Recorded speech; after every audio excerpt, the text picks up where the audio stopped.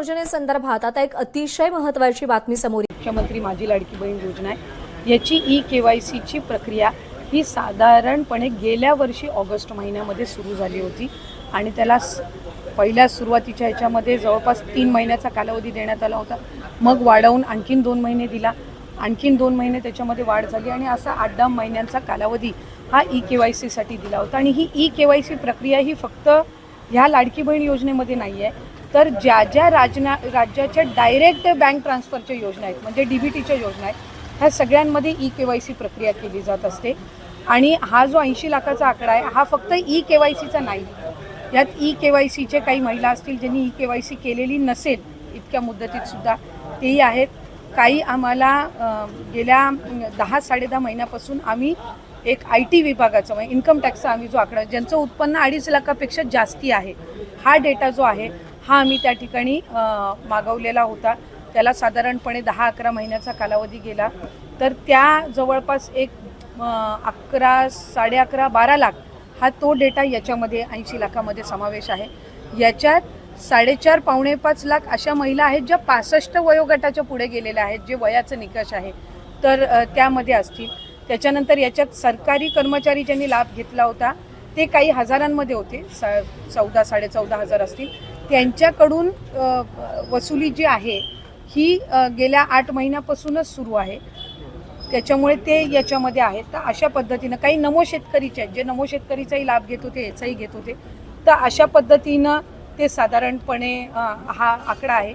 याच्यात सुद्धा काही आमच्याकडे ज्या लाभार्थी महिला आहेत यांनी विनंती केलेली आहे की त्यांनी ई-KYC करून सुद्धा त्यांना लाभ हा बंद झालेला आहे.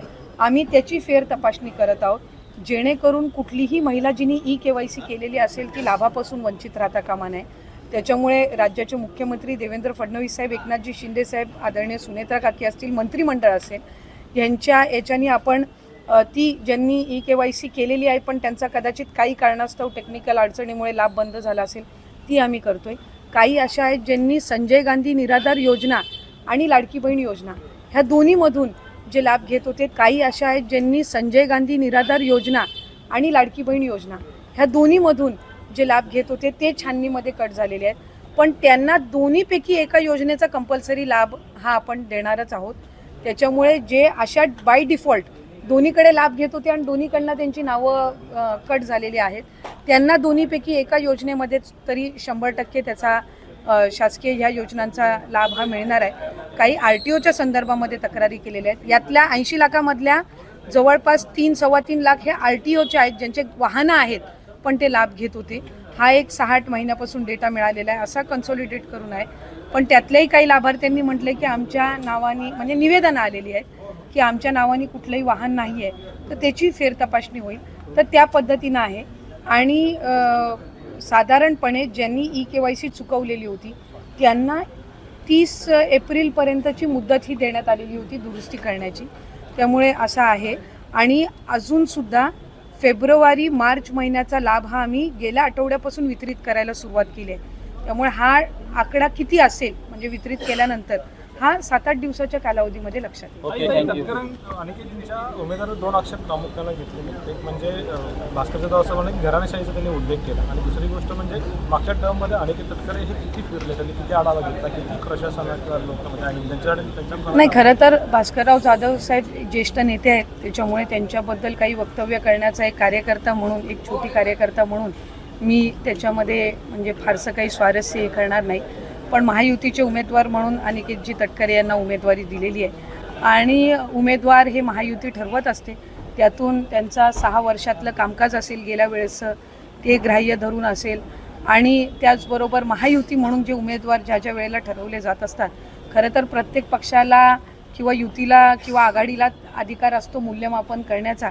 त्यामुळे इतरांनी काय उमेदवार वगैरे केलेले आहेत यावर मी दुसऱ्या पक्षाच्या ह्याच्यावर भाष्य करणार नाही. पण आज मी राज्याचे मुख्यमंत्री, दोन्ही उपमुख्यमंत्री आणि महायुतीच्या सर्व नेत्यांचे आभार मानते.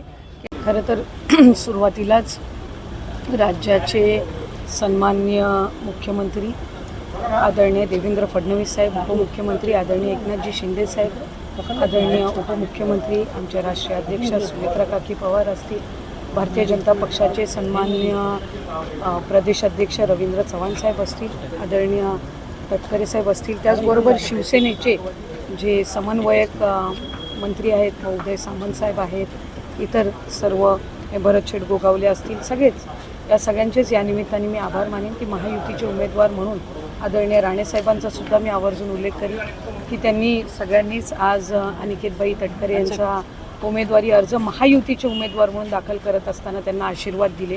मला खात्री आहे की अतिशय यशस्वीरित्या ही निवडणूक प्रक्रिया पार पडेल आणि या निमित्ताने जे या निवडणुकीतले सर्व मतदार बंधू भगिनी आहेत यांनाही स्थानिक स्वराज्य संस्थेचे सर्व प्रतिनिधी असतात यांनाही यांचे आम्ही जे महायुतीचे सर्व आहेत यांचेही आम्ही आभार मानतो की त्यांनी या उमेदवारीचा अर्ज दाखल करत असताना आज आम्हाला सगळ्यांनाच आणि उमेदवार म्हणून अनिकेतबाईंना आशीर्वाद आणि पाठबळ देण्यासाठी उपस्थित. काही लाडकी बहीण योजनेमध्ये काही अर्ज जे आहेत ते बाद झालेले पाहायला मिळत आहेत. जवळपास 85 अर्ज बाद झालेले नाही आहेत.